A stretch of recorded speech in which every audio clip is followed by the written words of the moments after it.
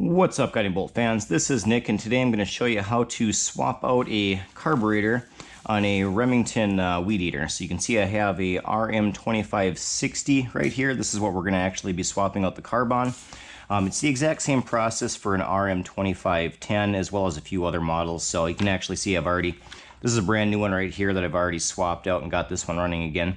I did pull the carburetors off of both these and give them a good cleaning. I didn't rebuild them, but the cleaning didn't get them working again. So when I slapped the new carburetor on this one, it fired right up. So hopefully it's the same for this guy right here. So let's go ahead and jump in. It's actually a pretty easy process. Go ahead and flip the weed eater over on its side, and then right here is where we gain access to it. You can see there's a little clip right here. If you just pull back with your finger, it should pop right open. And this is, you can either use a star bit or just a regular old flathead on there. You can see that fits in there quite nicely. So we'll just go ahead and use that to get this off.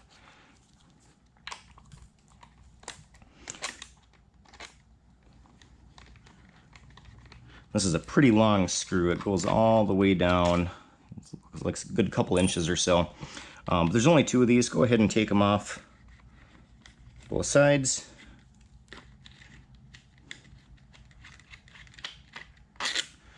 Once you got that off, that's just, you can go ahead and easily remove the cover. And then actually this is just sitting right on top there, as you can see. So let's go ahead and disconnect the throttle cable. So that just slides right through there like that. We'll go ahead and disconnect that. And then we'll go ahead and disconnect the two little hoses here. So just remember where they attach at. You can see the green one's on top here and the black one goes down below. Hopefully we can just take that and slide it right off.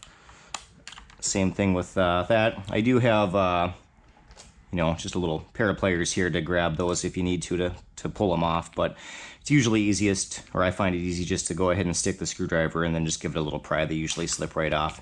So once we have that off, we'll go ahead and pull out the new carburetor, and this was 12 bucks, I think, off Amazon is all I paid for it. So really cheap. This one didn't come with gaskets though, which is kind of unfortunate. There is a gasket on this guy. We'll see if we can pull this off of here. Otherwise, we might need to try to make sure that you get one that has the gasket on it. So we'll just go ahead and try to reuse this guy right here. But you want to try to get one with the gasket on it if it has it. I'll make sure that the one that I linked down below actually has the gaskets included. But we'll go ahead and try this without it. So let's go ahead and reattach our hoses. Black one on, green one on top. There we go.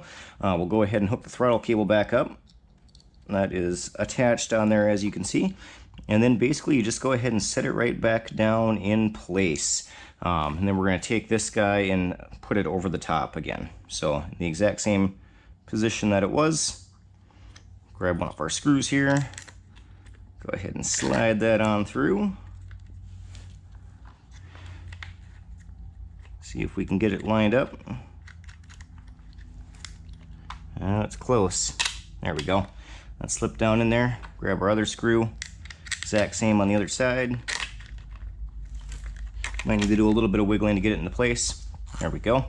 And then basically just go ahead and tighten it back down. And it's literally that simple. That's all it takes to replace the carburetor on these.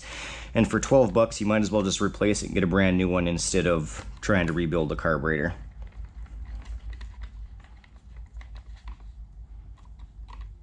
All right, and it is back in place. So I'll go ahead and see if I can get this started. And I just wanted to show you real quick the process to start this, just in case yours, maybe the sticker has fallen off or something. But basically, you just go ahead and press the primer bulb 10 times. You can see the primer bulbs right there. Press that 10 times, move the lever to 1. So if you're looking at this from the top side, so lettering's upside down, this position is 1 right here. So it wants you to have it in the 1 position, squeeze the throttle, then go ahead and pull this 5 times, move it to 2, pull it another 3 to 5 times and see if it starts, then let it warm up for 30 seconds, 30 to 60 seconds, and then move lever to 3. So that would be the top section. So this did already fire up. Let me go ahead and just show you real quick that she starts and runs.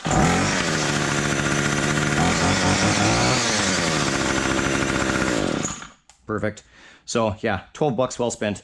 Let me know down below if you have any questions. Otherwise, thanks for watching, and we'll catch you in the next one.